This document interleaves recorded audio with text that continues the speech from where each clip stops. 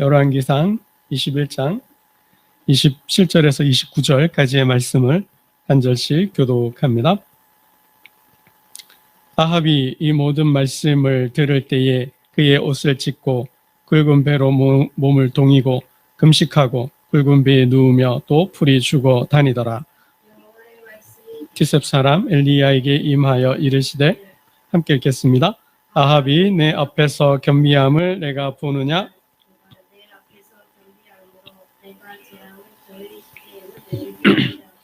그의 아들의 시대에야 그의 집에 재앙을 내리리라 하셨더라. 아멘. 오늘 본문 말씀은 아합 왕이, 북이스라엘에서 가장 악한 왕이죠. 아합 왕이 엘리야의 말씀을 듣고 엘리야를 통한 하나님의 말씀을 듣고 겸비했다. 겸손하게 자기를 하나님 앞에 낮추고 또 회개하는 모습이죠. 하나님 앞에서 자신을 낮추었다고 합니다. 그러니까 엘리야의 말을 듣고 하나님의 말씀을 전해 듣고 하나님 앞에서 스스로 겸비하여 스스로 자신을 낮추었다. 겸손하게 자신을 낮추었다고 하는데, 이게 정말 이렇게 악한 사람이 하나님의 말씀을 듣고 이렇게 겸비할 수 있을까? 정말 그게 진정 회개하고 뉘우치는 모습일까? 라는 생각을 좀 해보게 되고요. 또 하나님은 정말 이러한 아합 같은 악한 왕도 겸손하게 자기를 낮출 때, 겸비할 때 그 죄를 용서하여 주시나? 이런 질문을 던지고 한번 은혜를 나눠보고자 합니다. 29절 말씀을 보면 이게 아합이 엘리야의 말을 듣고 아합이 내 앞에서 겸비함을 내가 보느냐? 내 앞에서 겸비했다라는 거죠. 겸비하다라는 게 뭐냐? 겸손하게 자기를 낮추었다라는 거예요. 겸손하게 자기를 낮추었다. 겸손하게 자기를 낮추었다. 겸비했다라고 하는데, 그 모습이 어떤 모습인가? 27절에서 이야기해주고 있죠. 우리 27절 말씀을 한번 함께 다 같이 읽어보겠습니다. 시작. 아합이 이 모든 말씀을 들을 때에 그의 옷을 찢고 굵은 배로 몸을 동이고 금식하고 굵은 배에 누우며 또 풀이 죽어 다니더라. 그랬습니다. 옷을 찢고 굵은 배로 몸을 동이고 금식했다. 또 그 굵은 배 옷을 입은 채로 눕고 그리고 이제 풀이 죽어서 다녔다고 합니다. 그러니까 하나님 앞에서 겸비한 모습, 하나님 앞에서 겸손하게 자신을 낮추는 모습이 27절 말씀인데요. 이게 다른 성경을 보면 조금 더 뉘앙스가 달라요. 그러니까 아합 왕의 이 행동, 겸비한 행동의 모습을 조금 더 구체적으로 우리가 생각해 볼 수 있는데요. 공동 번역은 이렇게 번역을 하고 있어요.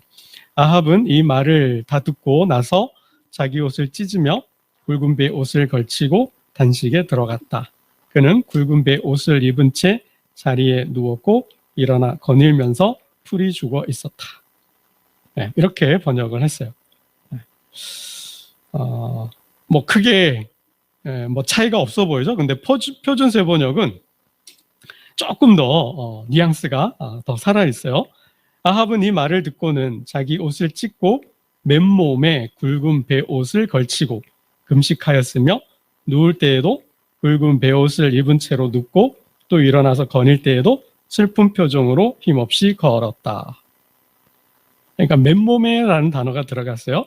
그러니까 굵은 배옷을 입었는데 굵은 배옷을 입었는데 맨몸에 맨살에 굵은 배옷을 입었다라는 거죠. 그리고는 뭐예요? 금식했다. 누울 때에도 잘 때에도 뭐 한 거예요? 맨몸에 입은 그 굵은 배옷을 입고 그대로 잤다라는 거죠. 그러면서 뭐요? 일상생활을 할 때는 슬픈 표정으로 힘없이 이렇게 걸었다라고 표현을 하고 있어요. 힘없이 다녔다라는 거예요. 우리말 성경은 그렇게 힘없이 다녔다라고 번역을 하고 있어요. 그러니까 이게 굵은 배옷이라 그랬는데 이게 굵은 배옷이 뭐예요? 우리 하면 삼배옷이죠. 까칠까칠한 옷인 거예요. 까칠까칠한 옷. 그러니까 영어로 보면 클로스라는 단어를 쓰고 있는데 마대자루를 만들 때 쓰는 천 같은 거, 부대자루 있잖아요. 그게 굉장히 까칠까칠하잖아요. 그런 마대자루나 푸대를 만들 때 쓰는 천인 거예요. 그런 천으로 만든 옷이죠. 그러니까 삼배, 우리말로 하면 삼배인데 상복, 죽은 자를 장례 치를 때 입는 옷 있잖아요. 상복. 그 상복을 같은 옷이죠. 그런 옷을 입고 맨살에, 맨몸에 그런 옷을 입고 살았다라는 거죠. 잘 때도 그 옷을 입은 채로 잤다라는 거예요. 그래서 영어로 보면 그런 어떤 삼배옷, 굵은 베옷을 입었다라는 것은 깊이 뉘우치다, 참회하다라는 뜻을 갖는다고 그럽니다. 그래서 깊이 후회하며 슬픔에 잠겼다라고 표현할 때 그러한 옷을 입었다라는 표현을 쓴다고 그래요. 그러니까 정말 아합 왕이 이사야를 통한 하나님의 말씀을 듣고 뭐요? 진정 깊이 뉘우치면서 참회했다라는 것이죠. 그래서 하나님께서 어떻게 해요? 내 앞에서 겸비했다. 엘리야야, 아합이 내 앞에서 겸비함을 내가 보느냐? 그가 내 앞에서 겸비함으로 내가 그에게 내릴 재앙을 그의 시대는 내리지 않고 그의 아들의 시대에 그 재앙을 내리겠다. 그러니까 유보, 딜레이, 지연. 아합 왕이 받아야 할 재앙을 그 아들 시대로 지연, 연기시키셨습니다. 그러니까 하나님께서 재앙을 연기할 정도니까 진정 아합 왕이 회개를 한 거죠. 그러니까 이런 악한 왕도 하나님 앞에서 진정으로 참된 마음으로 회개를 하면, 그 죄를 뉘우치고 참회하면 하나님께서 그 죄를 용서해 주신다라는 거죠. 이게 이제 포인트죠. 이게 포인트예요.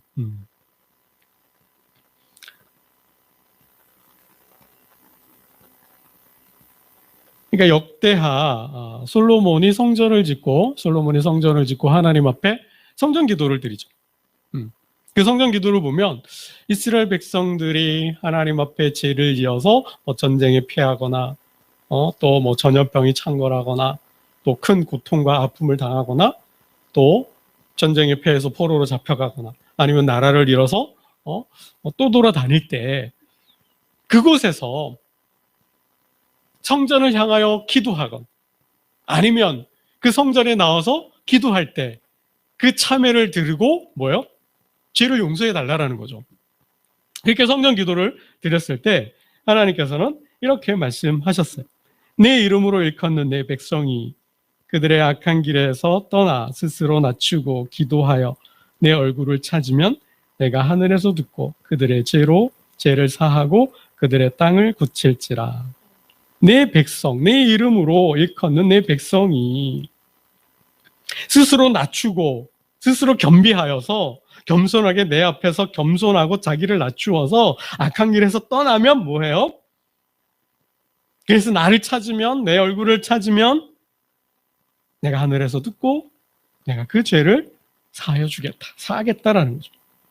그러니까 하나님은 하나님 앞에서 겸비하여 스스로 낮추고 그 죄를 뉘우치고 참회하고 돌아서면 하나님 그 죄를 용서해 주신다라는 거죠.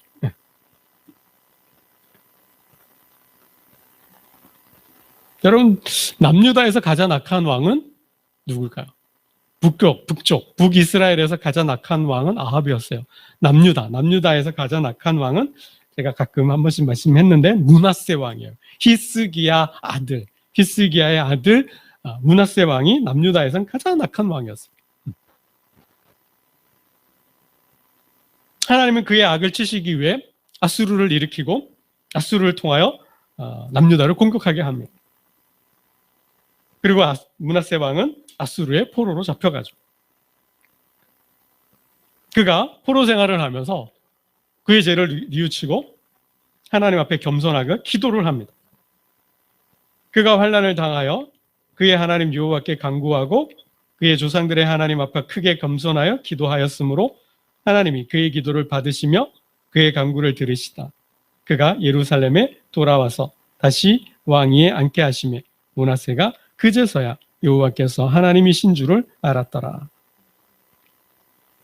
이렇게 악한 왕도 하나님 앞에서 겸비하여 그 죄를 뉘우치고 참회하고 사죄를 구하면 하나님께서 뭐요? 용서하신다는.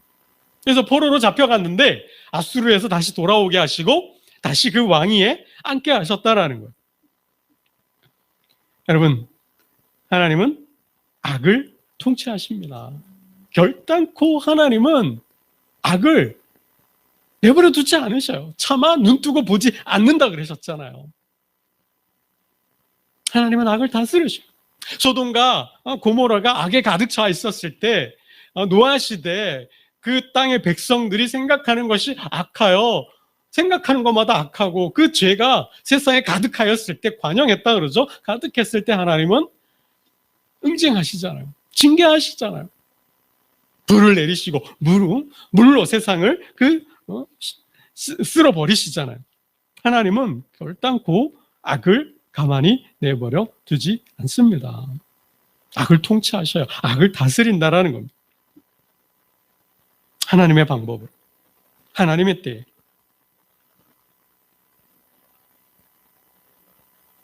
하나님 손 보시기 전에 돌아와야 되죠. 하나님께서 진노하셔서 고난을 보내시기 전에. 근데 참 사람들이 어리석어요, 그죠? 하나님이 악을 다스릴 때는 어떻게 다스리는가? 고난을 통해서 다스려요. 고난을 통해서 다스리십니다. 성경적으로 보면 칼, 기근, 전염병을 통해서 악한 자들을 심판하시는 모습을 보입니다. 칼이 뭐예요? 칼이 상징하는 것은 전쟁이죠. 그 악한 왕, 악한 백성, 악한 나라를 다스리기 위해 그보다 강한 나라를 통하여 공격하게 하시고 전쟁을 통해 고통 가운데 놓으시는 거죠. 고통을 당하게 하시는 거죠. 아니면 뭐요? 하늘과 땅의 우로를 끊어버리시는 거예요. 하늘을 닫아버리시는 거죠. 그래서 기근을 통해서 경제적으로 어렵게 만들어버리시는 거죠. 아니면 병을 통해서 악한 자들을 통치하십니다. 그러니까 하나님은 악을 통치하시는데 어떻게 해요? 고난을 통해서 악을 다스리시는 거예요. 그래서 깊은 성찰을 해야 합니다. 깊은 성찰이 아니고서는 이게 참 분간하기가 어려워요. 여기서 우리가 구별을 해야 될 것이 있어요. 의인의 고난과 악인의 고난은 다르다. 의인의 고난과 악인의 고난은 다르다라는 거예요. 오늘은 의인의 고난까지 다루기에는 너무 시간이 많이 걸리니까 의인의 고난은 욥의 고난 생각하시면 돼요. 그죠? 하나님께서 욥의 고난을 허용하셨어요. 왜요? 그의 믿음을 보시는 거죠. 그의 믿음을 테스트하시는 거죠. 하나님의 백성들의 고난은 그 고난을 통해서 하나님의 의미가 있다라는 거죠. 메시지가 있다라는 거예요. 그걸 통해서 하나님께서 하고자 하시는 일이 있어요. 주고자 하는 교훈과 깨달음이 있어요. 그 일을 통해서 하나님께서 어떤 복을 주시려고 하거나 어떤 일을 맡기시려고 하거나 무언가를 하고자 하신다라는 거죠. 그래서 복을 주시기 전에, 사명을 주시기 전에, 뭔가 일을 맡기기 전에 테스트를 하시는 거죠. 그러나 악인의 고난은 뭐예요? 악인의 고난은 죄에 대한, 악에 대한 징계, 심판이라는 거. 이게 다르다라는 거죠. 그래서 하나님은 악인을 다스리는데 고난을 통해 다스려요. 그래서 그 고난을 중에 악에서 떠나기를 바라시는 거죠. 그 악 가운데서 고통을 당하면서 그 고통 중에 그 악에서 떠나기를, 그 죄에서 떠나기를 하나님은 바라신다라는 거예요.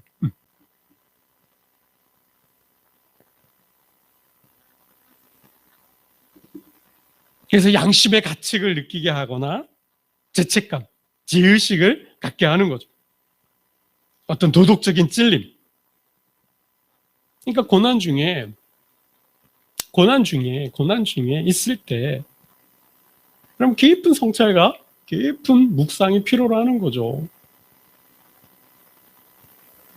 내가 의인으로서 하나님께 고난을, 하나님께로부터 시험을 당할 수도 있지만, 또 때로는 나의 잘못, 나의 실수, 허물, 나의 죄 때문에, 나의 죄로 인해서 내가 고난을 당할 수 있잖아요.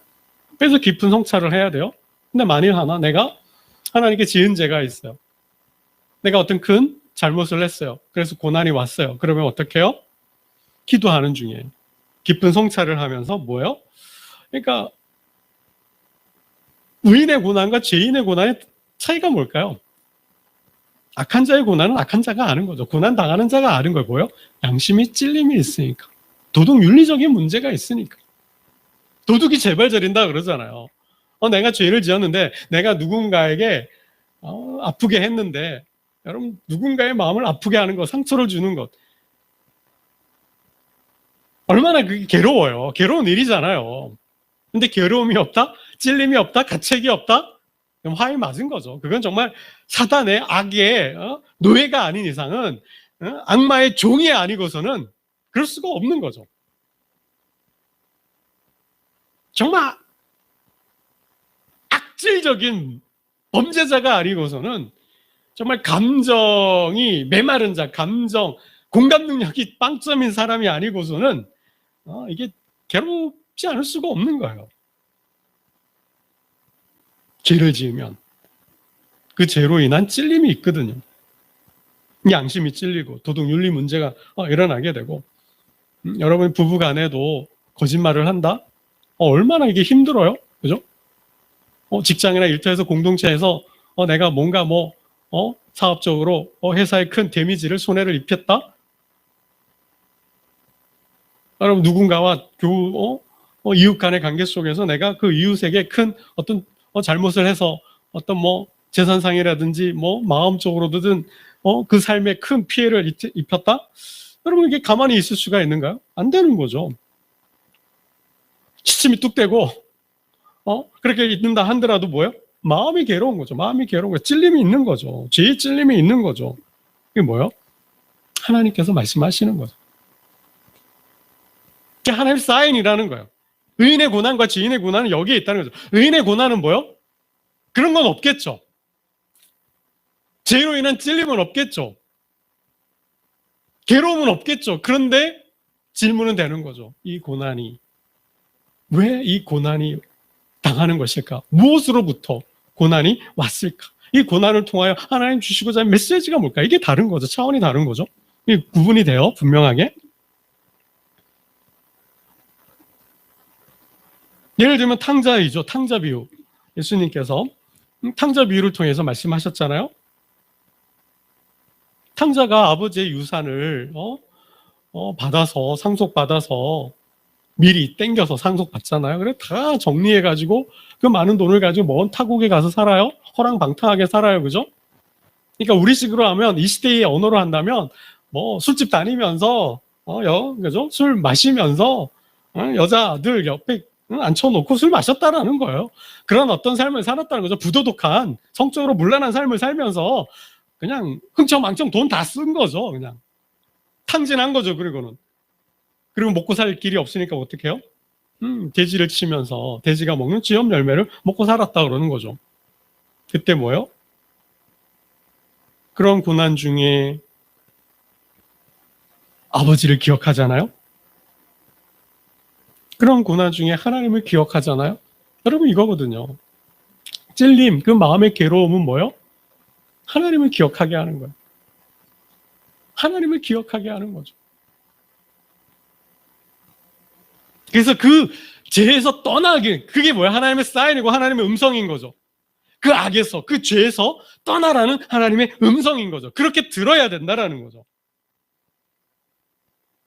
탕자는, 아버지를 떠났던 그 아들은 돼지를 치면서 그 열매를 먹으면서 자신의 죄를 깨닫고 아버지를 기억하고 고향으로 돌아왔다라는 거예요. 예수님께서 하고자 하시는 말씀은 바로 거기에 있다는 거죠. 키포인트가, 핵심 주제가 고난 중에 죄를 깨닫고 죄를 뉘우치고 아버지를 기억하고 고향으로 아버지 품으로 돌아오는 것, 귀향하는 게 주님이 하고자 하시는, 주고자 하는 메시지라는 거죠.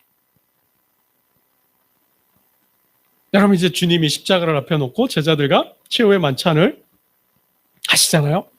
이제 마지막 저녁 식사를 먹는 거예요.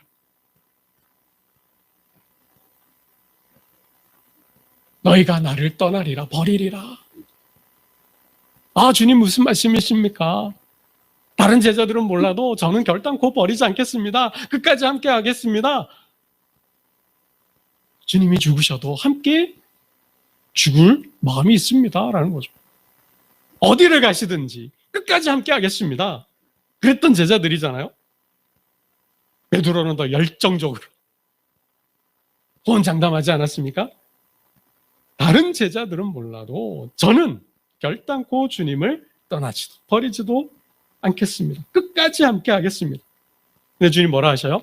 베드로야, 닭이 3번 울기 전에 오늘 밤 내가 나를 부인하리라. 예수님이 재판받는 중에 닭이 3번 울어요. 그죠? 그 사이에 베드로는 주님을 부인하죠. 아주 저주하며 욕을 해대며, 아, 나 그런 사람 모른다고. 나 그런 사람 모른다고. 관계 한 적 만난 적도 없어. 얼굴도 모른다고. 이렇게 부인하잖아요. 닭이 2번 울었어요. 그때 2번 울기 전에 내가 3번 나를 부인하리라 하심이 기억되어 그 일을 생각하고 울었더라. 기억되어. 부인하는 순간, 닭이 3번 우는 순간 예수님을 부인했던, 네가 나를 부인하리라는 주님의 말씀이 기억되었어요. 여러분, 이거죠. 고난 중, 죄악 중에 하나님의 말씀이 기억되는 거. 그래서 어떻게 해요? 우는 거죠. 통곡하는 거예요. 슬피 우는 거예요. 그러면 이게 회개죠. 이게 회개죠. 이 뉘우침, 이 참회가 있어야 한다라는 거예요.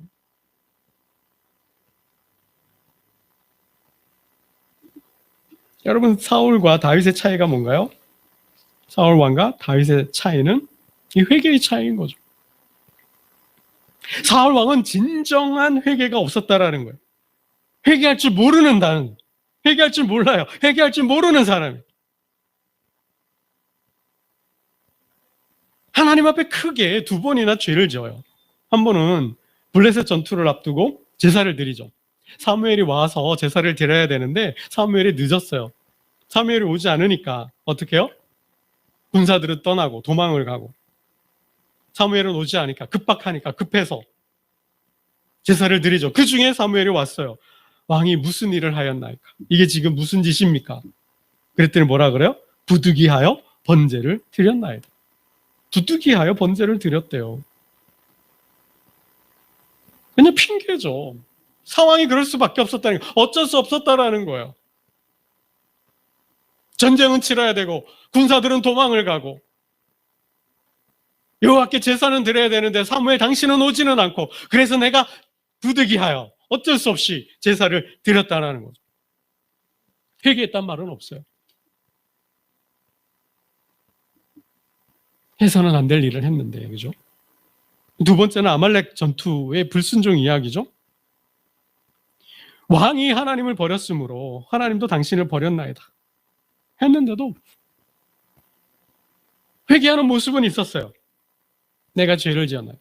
범죄하였고. 그런데 진정한 회개는 아니라는 거죠. 그는 체면을 생각해, 채통을 생각해요. 사울이 이렇게 이야기를 합니다. 내가 범죄하였을지라도 이제 청하옵나니 내 백성의 장로들 앞과 이스라엘 앞에서 나를 높이사 나와 함께 돌아가서 여호와께 경배하게 하소서. 내가 범죄했지만 나를 생각해서, 내가 왕이 아닙니까? 내 체면과 내 채통이 있지 않습니까? 백성들 앞에서, 이 장로들 앞에서 나를 그래도 높여주고 세워줘야 되지 않습니까? 그러니 나와 함께 돌아가십시오. 나와 함께 가서 여호와께 제사를 드려주십시오. 이렇게 이야기를 하는 거죠. 뭐예요? 회개가 아닌 거죠. 이건 회개가 아닌 거예요. 죄를 지었다고 하면서 여전히 자신이 왕인과 왕으로서의 권력과 채통과 체명, 왕의 의식으로 가득 차 있다라는 거예요. 왕에 대한 부끄러움은 있으면서 죄에 대한 부끄러움은 없다라는 거죠. 여러분, 이게 문제라는 거예요. 이게 문제라는 거죠. 사울이 그러니 그 왕권을, 그 나라를 빼앗길 수밖에 없는 거죠. 여러분, 다윗은 어떻습니까? 똑같이 하나님 앞에 범죄하잖아요. 어찌 보면 다윗이 사울보다 더 큰 죄를, 더 큰 범죄를 했는지 모르겠어요. 너무나 잘 아시잖아요. 밧세바 사건. 충신, 우리아의 아내를 범하고 그 남편 우리아를 죽이고 그리고 그 아내를 취하잖아요. 여러분, 아합이 나봇의 포도원을 빼앗았던 것보다 더 큰 범죄였는지도 모르겠어요. 근데 뭐요? 하나님 다윗을 용서하셔요. 왜요? 그가 참회하니까. 그 죄를 하나님 앞에서 고백하고 회개하니까. 여러분, 이거죠, 이거. 여러분, 베드로나 그 12제자나 가룟 유다나 뭐가 다를 바가 있나요? 똑같은 죄를 범죄했잖아요. 똑같은 죄를 지었잖아요. 그런데 베드로는 용서를 받고 예수님의 수제자가 되고 교회의 반석이 되죠. 그런 반면 가룟 유다는 어때요? 목매달아 죽었어요. 여러분, 똑같이 회개를 하는데, 여러분, 죄의 문제는 인간이 해결하지 못하는 거예요. 죄는 누가 해결해요? 하나님께서 해결하시는 거예요. 하나님은 죄에 대한 책임을 인간으로 하여금 해결하게 하도록 하지 않으셨다라는 거예요. 여러분, 이거 조심해야 돼요. 하나님은 죄에 대한 책임을 인간 스스로에게 짊어지게 하지 않으셨다라는 거예요. 그 죄의 고통, 아픔, 죄책감, 죄의식은 그때 하나님이 기억한다면, 하나님이 떠오른다면 하나님 앞에 가는 거예요. 그리고 그 죄를 고백하는 거죠. 낱낱이, 하나도 빠짐없이 하나님께 고백하면, 고하면 어떻게 해요? 하나님 용서해 주시는 거죠. 하나님 앞에 내어놓고 고백하면서 용서를 구하는 거죠. 하나님 그걸 원하는 거죠. 통회하는 심령, 자복하는 심령을 하나님이 원하시는 거지. 가룟 유다처럼 그 죄책감과 그 죄의식 때문에, 그 죄의 중압감, 그 죄의 압박감 때문에 스스로 죄를 처리하는 건 아니라는 거죠.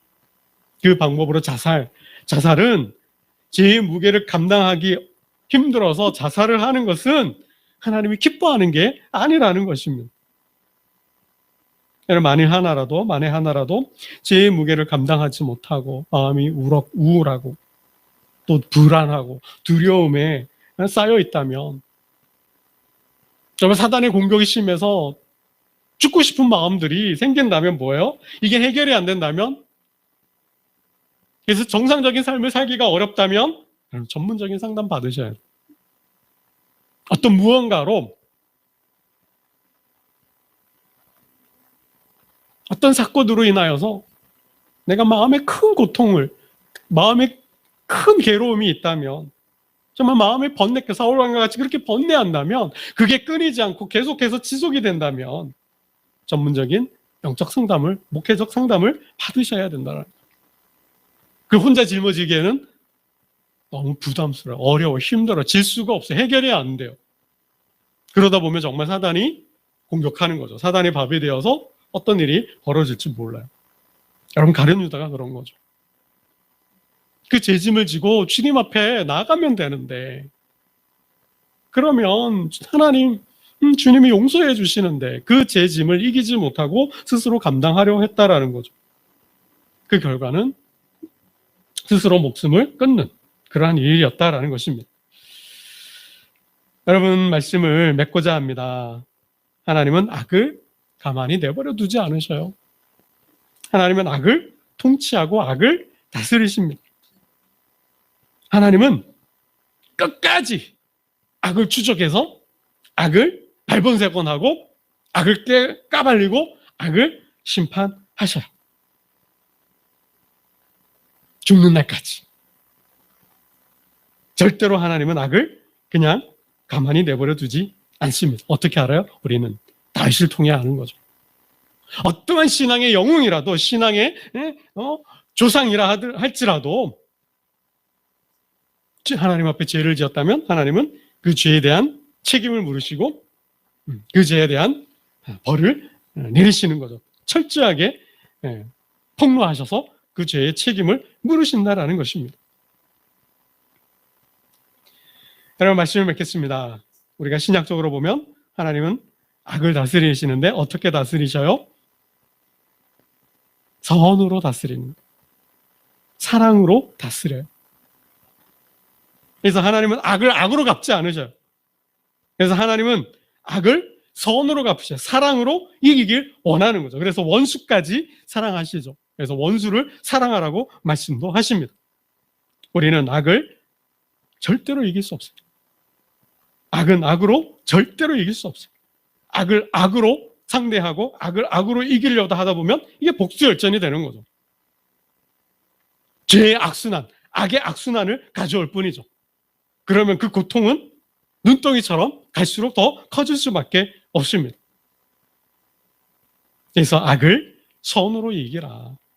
그래서 원수를 사랑해라. 할 수만 있거든 모든 사람과 화해하고 화목하라. 너희를 박해하는 자를 위하여 축복하라고 하나님은 말씀하고 계신다라는 것입니다. 항상 우리의 삶을 살펴서 큰 어려움과 고난이 왔을 때 그 죄악 중에서, 고난 중에서 나를 깊은 성찰을 통하여 나를 분별하고 하나님의 메시지 음성을 듣고 만에 하나라도 죄로 인한 고난을 당한다면 하나님의 말씀을 기억하고 하나님께 돌아가서 하나님 앞에 회개하고 다시 그 신분을, 그 축복을, 그 영광을 회복하고 정말 하나님의 백성으로 의로운 사랑의 삶을 살아가는 저와 여러분 되시기를 주님의 이름으로 축원합니다. 기도드리겠습니다.